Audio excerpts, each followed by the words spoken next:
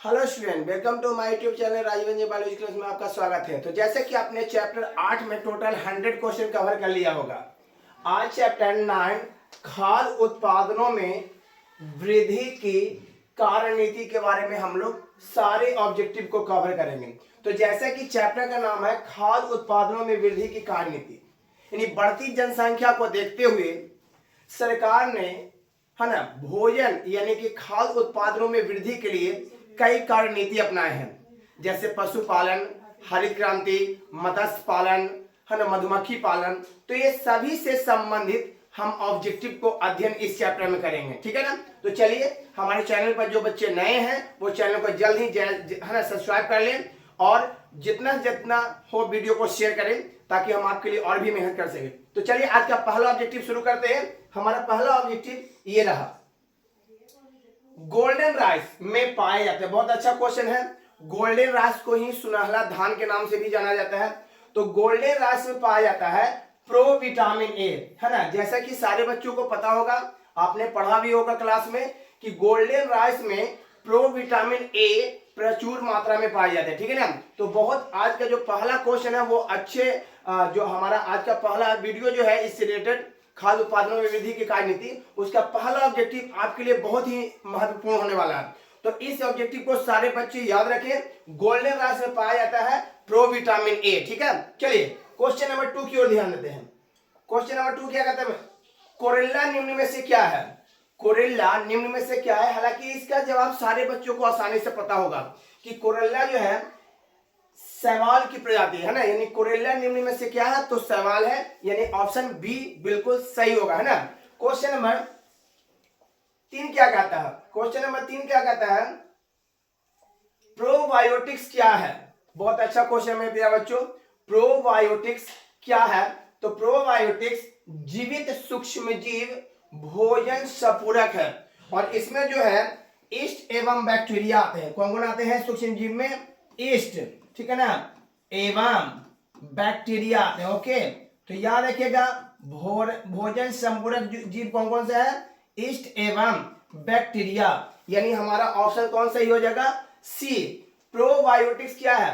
तो जीवित सुरक्षित भोजन संपूरक, यानी ईस्ट एवं बैक्टीरिया, ये दोनों सूक्ष्म जीव जो है भोजन संपूरक के रूप में हम प्रयोग करते हैं, ठीक है। चलिए क्वेश्चन नंबर 4 क्या कहता है? हम किसी भी ऑब्जेक्टिव पर ज्यादा आपका समय नहीं लेना चाहेंगे क्योंकि आगामी एग्जाम में आपका जितना भी समय है वो बहुत महत्वपूर्ण है। बहुत कम ही समय बच गया है ना आगामी एग्जाम के लिए। तो जितना भी बच्चे हैं कम ही समय में हम अधिक ऑब्जेक्टिव को डील करेंगे, है ना। अगला क्वेश्चन क्या है? एसिटाबुलेरिया निम्न में से क्या है? तो याद रखिएगा, एसिटाबुलेरिया निम्न में से क्या है? तो शैवाल है और यह जो है बेटा ये हरा शैवाल है जो समुद्री होता है, ठीक है ना। ये समुद्री हरा शैवाल है। कौन? एसिटाबुलेरिया। तो एसिटाबुलेरिया जो है समुद्री हरा शैवाल है, ठीक है। यानी क्वेश्चन नंबर 4 का आंसर क्या हो जाएगा? बी, शैवाल। चलिए क्वेश्चन नंबर 5 की ओर बढ़ते हैं। क्वेश्चन नंबर 5 क्या कहता है? निम्नलिखित में से कौन सा मधुमक्खी पालन का उत्पाद कॉस्मेटिक तथा पॉलिश निर्माण में किया जाता है? हालांकि सारे बच्चों को पता होगा कि मधुमक्खी पालन से 2 चीज की प्राप्ति होती है। क्या क्या होती है प्राप्ति? शहद यानी मध एवं मोम की प्राप्ति होती है। याद रखिएगा, मधुमक्खी पालन से शहद एवं मोम की प्राप्ति होती है। लेकिन यहां पर लिखा गया है कि उत्पादक कॉस्मेटिक तथा पॉलिश निर्माण में, कॉस्मेटिक तथा पॉलिश निर्माण में किसका उपयोग किया जाता है? तो शहद का निर्माण कॉस्मेटिक और पॉलिश निर्माण में नहीं किया जाता है, जबकि मोम जो है काफी चिकना पदार्थ होता है, इसलिए इसका उपयोग है ना कॉस्मेटिक तथा पॉलिश निर्माण में किया जाता है। यानी हमारा ऑप्शन कौन सा? सी, मोम। मोम जो है मधुमक्खी से तैयार होता है ना। शहद और मोम ये दोनों मधुमक्खी से तैयार होता है, बट कॉस्मेटिक एवं पॉलिश निर्माण में किसका उपयोग किया जाता है? मोम का। यानी हमारा ऑप्शन सी बिल्कुल सही है। क्वेश्चन नंबर 6 की ओर बढ़ते हैं। बहुत ही अच्छा क्वेश्चन होने में मतलब मेरे बच्चों, सूक्ष्म प्रजनन में क्या संभव है? तो आपको ही पता है सूक्ष्म प्रजनन जब भी होता है तो उसमें संभव केवल एक ही प्रजनन है, वो है अलैंगिक प्रजनन। तो सूक्ष्म प्रजनन में क्या संभव है? अलैंगिक प्रजनन, जो कि हालांकि सूक्ष्म प्रजनन से बहुत सारे क्वेश्चन आता है जो आपको ऑप्शन चेंज रहेगा और थोड़ा सा इस तरह के क्वेश्चन में परिवर्तन रहेगा, वो भी क्वेश्चन को हम आगे ले चुके हैं। सूक्ष्म प्रजनन में क्या संभव है? अलैंगिक प्रजनन, ठीक है ना। क्वेश्चन नंबर 7 क्या कहता है? टोटल हम लोग आज 25 क्वेश्चन कवर करेंगे। तो जितने बच्चों को अगर आंसर पता है तो वो पहले से आंसर को डिसाइड कर लेंगे कौन सा आंसर होगा, और हम जब आंसर बताएंगे तो वो मिलान कर लेंगे कि आपका जो कितना आंसर सही होता है और कितना गलत होता है, उस अनुसार से आपको आगे भी मेहनत करना है। ठीक है। क्वेश्चन क्या कहता है, ट्रांसजेनिक सुनहला धान में किस विटामिन की मात्रा प्रचुर होती है, यानी कौन सा विटामिन अधिक मात्रा में पाया जाता है ट्रांसजेनिक सुनहला धान। तो याद रखना, सबसे पहले तो ये जानना कि ट्रांसजेनिक सुनहला धान होता क्या है। तो ट्रांसजेनिक जंतु हो या ट्रांसजेनिक पौधा हो, ये बायोटेक्नोलॉजी के द्वारा तैयार किया जाता है। ठीक है ना, बायोटेक्नोलॉजी के द्वारा ही ट्रांसजेनिक जंतु या ट्रांसजेनिक पौधा तैयार किया जाता है। तो क्वेश्चन क्या कहता है, ट्रांसजेनिक है ना, ट्रांसजेनिक सुनहले धान में किस विटामिन की मात्रा अधिक होती है। तो ये है विटामिन ए, है ना, विटामिन ए की मात्रा अधिक होती है सुनहले धान या गोल्डन राइस में। ठीक है ना। चलिए क्वेश्चन नंबर 8 क्या कहता है, क्वेश्चन नंबर 8 क्या कहता है मेरे प्रिय बच्चों, कृत्रिम बीज, किससे कृत्रिम बीज का निर्माण किया जाता है। बहुत अच्छा क्वेश्चन है।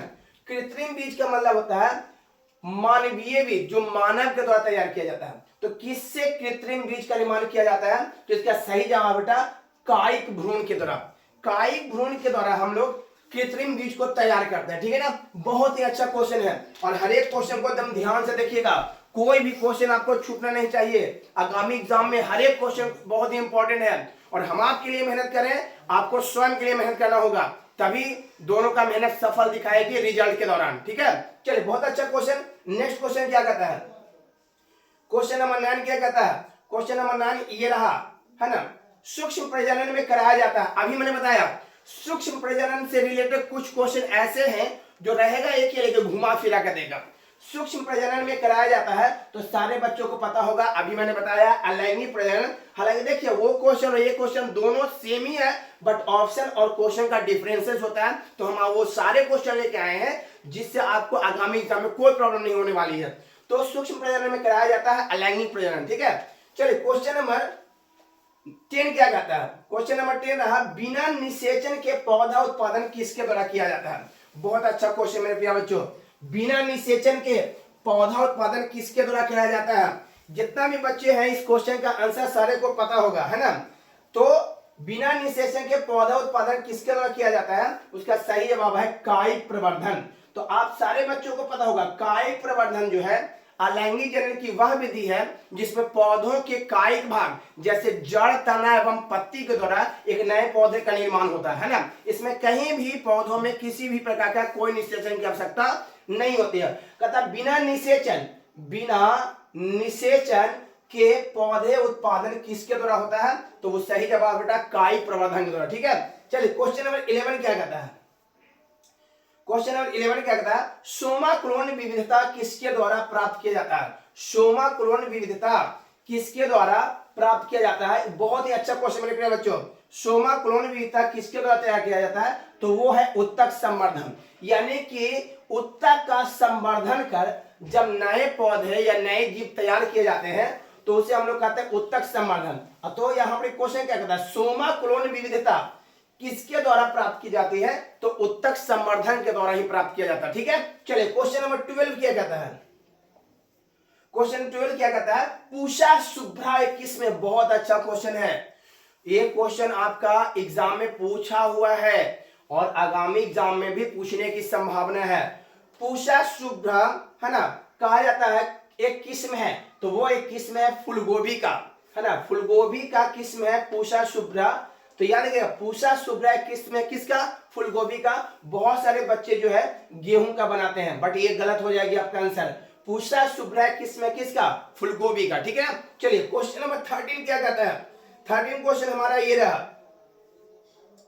क्वेश्चन नंबर 13 क्या कह रहा है, ठीक है, साइसिन युक्त शक्ति रेटिन तथा प्रोटीन किसकी किस्म है। बहुत अच्छा क्वेश्चन रहा, साइटिसिन युक्त शक्ति है ना, रेटिन तथा प्रोटीन किसकी किस्म है। तो सारे बच्चे ज्यादातर इसमें जो है आपको आंसर लगाते हैं गेहूं में, बट ये गलत हो जाएगा। ये किस्म जो है बेटा वो मक्का का है ना। साइटिन युक्त शक्ति रेटिन तथा प्रोटीन किसकी किस्म है, तो इसका सही जवाब हो जाएगा बेटा मक्का, ऑप्शन बी। बहुत अच्छा क्वेश्चन है।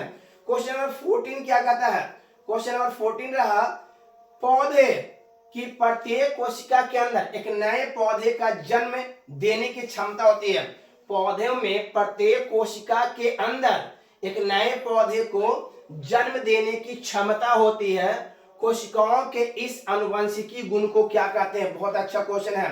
कोशिकाओं के इस आनुवंशिकी गुण को हम लोग कहते हैं टोटिपोटेंसी, सेलुलर टोटिपोटेंसी। बहुत अच्छा क्वेश्चन बेटा, और ये क्वेश्चन भी एग्जाम में पूछा गया है और आगामी एग्जाम में भी पूछने की संभावना है। क्वेश्चन क्या कहता है, फिर से रिपीट करते हैं। पौधे की प्रत्येक कोशिका के अंदर एक नए पौधे को जन्म देने की क्षमता होती है। इस क्रिया को हम लोग कहते हैं टोटिपोटेंसी। क्या कहते हैं? टोटिपोटेंसी, सेलुलर टोटिपोटेंसी, है ना, सेलुलर टोटिपोटेंसी। ठीक है, चलिए क्वेश्चन नंबर 15 क्या कहता है? क्वेश्चन नंबर 15 है बेटा कि कैलस संवर्धन, ठीक है ना, कैलस संवर्धन में जड़ का बनना किसके द्वारा प्रेरित होता है? तो कैलस संवर्धन में जड़ का बनना एक हार्मोन के द्वारा प्रेरित होता है। वो हार्मोन कौन सा है? तो वो हार्मोन है ऑक्सीन। ऑक्सीन एक ऐसा हार्मोन है जो पौधों के तना एवं जड़ के शीर्ष भाग के लंबाई में क्या करता है? वृद्धि करता है। तो बहुत अच्छा क्वेश्चन बेटा, कैलस संवर्धन में जड़ का बनना किसके द्वारा प्रेरित होता है? तो इसका सही जवाब बेटा ऑक्सीन, जो कि यह एक हार्मोन है। ठीक है, चलिए अगला क्वेश्चन 16 क्वेश्चन क्या कहता है? 16 क्वेश्चन बेटा ये रहा, प्रोटोप्लास्ट कल्चर का फ्यूजन क्या है? सारे बच्चों को इसका आंसर पता ही है, मुझे पता है इसका आंसर सारे बच्चों को पता है। प्रोटोप्लास्ट का फ्यूजन जो है वो पीईजी है। कौन है मेरे बच्चों? पीईजी। प्रोटोप्लास्ट का फ्यूजन है कौन? पीईजी। चलिए नेक्स्ट क्वेश्चन, क्वेश्चन नंबर 17। सारे बच्चों को मुझे उम्मीद है कि बहुत मजा लेके हर एक ऑब्जेक्टिव को पढ़ रहे होंगे। तो जो भी बच्चे चैनल पर नए हैं, पहली बात तो सब्सक्राइब कर ले और कमेंट करना नहीं भूलें, क्योंकि हम देखते हैं कि वीडियो आप लोग देखते हैं लेकिन कमेंट नहीं करते हैं। थोड़ा सा तो कमेंट कर दीजिए। क्वेश्चन नंबर 17 क्या कहता है? प्रोटोप्लास्ट है। बहुत अच्छा क्वेश्चन था। तो प्रोटोप्लास्ट कोशिका भित्ति विहीन पादप कोशिका है। हालांकि आपको पता होगा कि पादप कोशिका के चारों ओर एक अन्य संरचना पाई जाती है 3 परतों वाली, जिसको हम लोग कहते हैं कोशिका भित्ति। तो हर एक पादप कोशिका के बाहर 3 परतों वाली संरचना पाई जाती है जो सेलुलोज के बने होते हैं, उससे हम लोग कहते हैं कोशिका भित्ति। तो प्रोटोप्लास्ट जो है पादप कोशिका है, बट उसमें कोशिका भित्ति पाया नहीं जाता है। तो यानी क्या प्रोटोप्लास्ट है कोशिका भित्ति विहीन पादप कोशिका, यानी हमारा आंसर सी बिल्कुल सही है। चलिए क्वेश्चन नंबर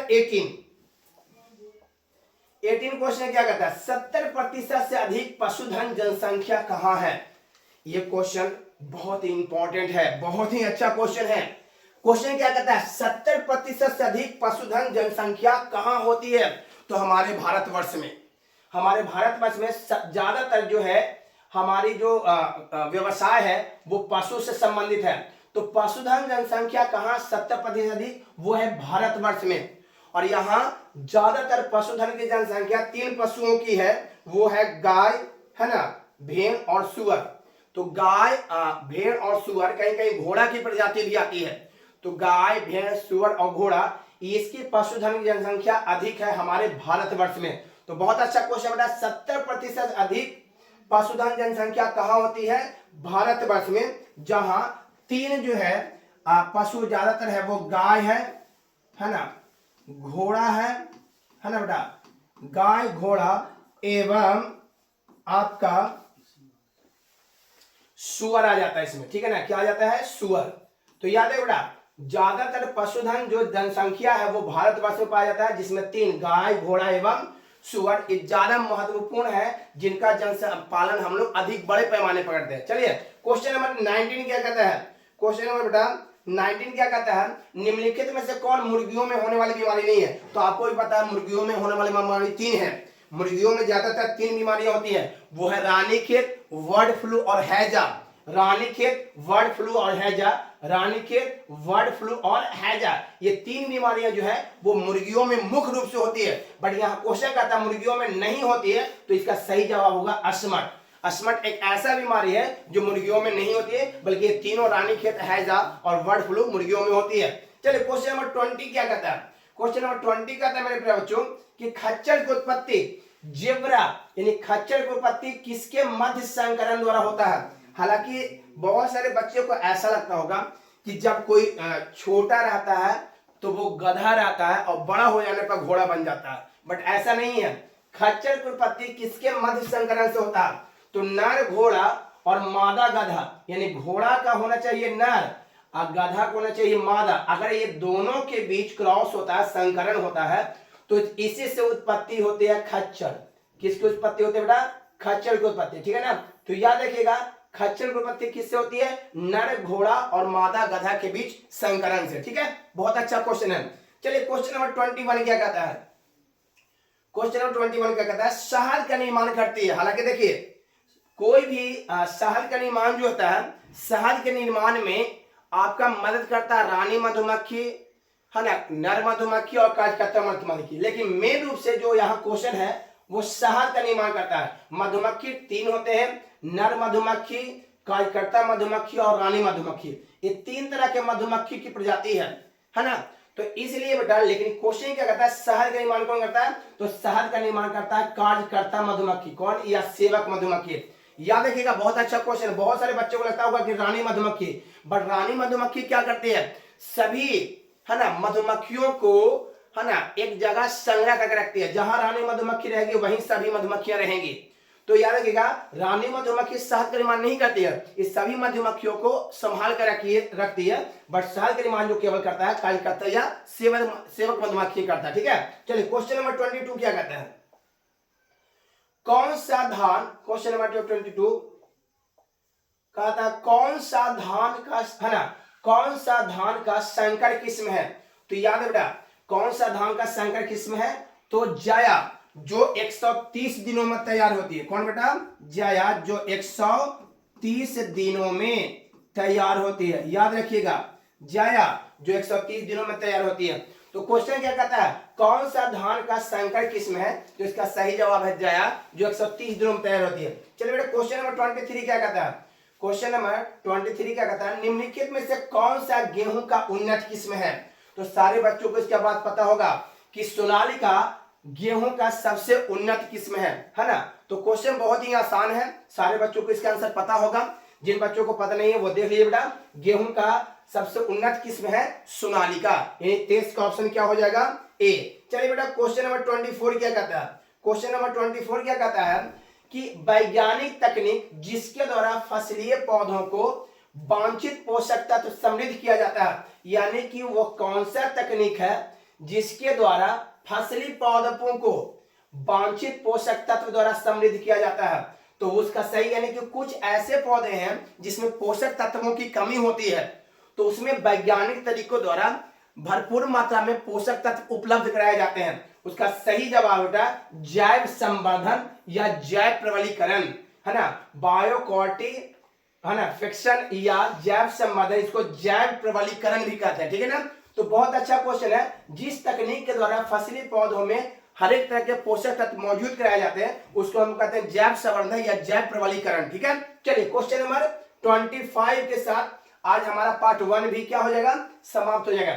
चैप्टर 9 खाद्य उत्पादनों में वृद्धि की कार्यनीति के साथ जो आज हमारा लास्ट पार्ट 1 का 25 क्वेश्चन क्या कहता है, उसके साथ ही हमारा वीडियो समाप्त हो जाएगा। तो चलिए 25 क्वेश्चन को पढ़ते हैं। लैक्टिक एसिड जीवाणु, लैक्टिक एसिड जीवाणु, है ना, जिसको हम लोग संक्षेप में कहते हैं LAB, है ना, लैक्टो एसिड बैक्टीरिया, जो दूध में पाए जाते हैं, उचित तापमान पर दूध को दही में परिवर्तित करता है। सही बात है, जब लैक्टो एसिड बैक्टीरिया सही टेम्परेचर पाता है तो ये दूध को दही में परिवर्तित करता है तथा किस विटामिन की मात्रा बढ़ाकर या पोषक तत्व में वृद्धि करता है। अर्थात जब दूध से दही बनता है तो दूध ज्यादा फायदेमंद होता है या दही? तो याद है बेटा, दही ज्यादा फायदेमंद होता है, क्योंकि जब दूध से दही बनता है तो दही में विटामिन बी की मात्रा बढ़ जाती है और विटामिन B12 की मात्रा बढ़ जाती है। याद रखिएगा, विटामिन B12 की मात्रा।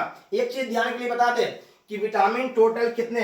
विटामिन B1 होते हैं, विटामिन B2 होते हैं, विटामिन B3 होता है, विटामिन B4 नहीं बल्कि B5 होता है, विटामिन B6 होता है, विटामिन B7, विटामिन B9 और विटामिन B12 होता है। तो याद है बेटा, यही वो विटामिन है जो दूध से, अगर दूध दही में परिवर्तित होता है तो विटामिन B12 की मात्रा बढ़ जाती है, जो हमारे शरीर को अधिक ऊर्जावान बनाता है इसके सेवन से, है ना। तो मुझे उम्मीद है 25 क्वेश्चन के साथ आपने हर एक क्वेश्चन को अच्छे ढंग से स्टडी किया है। तो वो बच्चे जो हमारे चैनल पर नए हैं उनसे रिक्वेस्ट है कि हमारे चैनल को जल्दी सब्सक्राइब कर लें और वीडियो को ज्यादा से ज्यादा शेयर करें। और वो बच्चे जो अब तक हमारे वीडियो पर कमेंट नहीं किए हैं वो कमेंट कर दें। तो चलिए हमारे चैनल से बने रहने के लिए धन्यवाद। जय हिंद।